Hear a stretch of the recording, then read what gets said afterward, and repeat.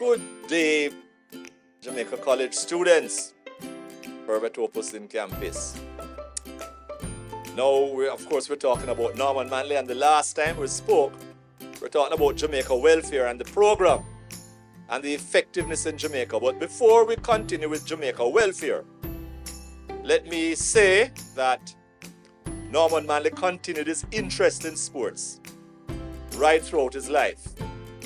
As we mentioned in an earlier podcast, he had been a record holder in track at Jamaica College in 1911. Now, what he did in life was that he was president of the Jamaica Boxing Board of Control. So he was known in Jamaica. And Jamaica welfare now was really developing the countryside and so forth. And the same program in Jamaica welfare now became the program in the People's National Party. The whole idea of a Jamaica Youth Corps as volunteers to go out and teach people self-help housing, teach people about literacy, and so on. People were illiterate. People were illiterate. And I'm going to give you an idea of how illiterate they were. Now, I am 72 years old at present.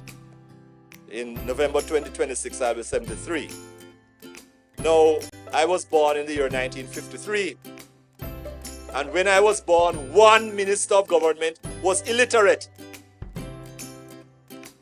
That was the extent to which we had illiterate people in Jamaica. The Minister of Agriculture at the time was an illiterate man. And he was the second Minister of Agriculture under Bustamante between 1947 and 1955. The first one was E.R.D. Evans. And I was born in 53, so when I was born, the Minister of Agriculture was an illiterate man. That is how much illiteracy was in the country. So it was very, very important that we learn literacy. And life was hard. When you hear the Jamaican mentor song, "Carry me Aki go a Linstead market, not a quatty what sell." She didn't have a cell phone to ring the market to find out how much Akis were there. And she didn't have the nuts for bus to bypass Linstead and selling Ocherios. Life was hard. Okay? So the Jamaica welfare continued. But when the Second World War broke out in 1939, because of all the war on the high seas, United Fruit Company could no longer fund Jamaica welfare.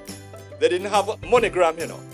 They didn't have, not only MoneyGram, but the other ones, FedEx, not FedEx, but you know what I'm talking about, Western Union. All these things did not exist. These things came into being when I became an adult. And in 1939, I wasn't born yet. It was 14 years before I was born. So they didn't have Mr. Zimori from United Fruit Company would have to send the money on a boat, and he was not able to do that. So Jamaica welfare became a commission of the colonial government, and now their role was to provide food for the war effort. Few people know that Yaman Banana and Dashin from Jamaica also helped to feed the hungry soldiers on the war front. Okay, so Jamaica welfare now had changed, and next time we talk about more things.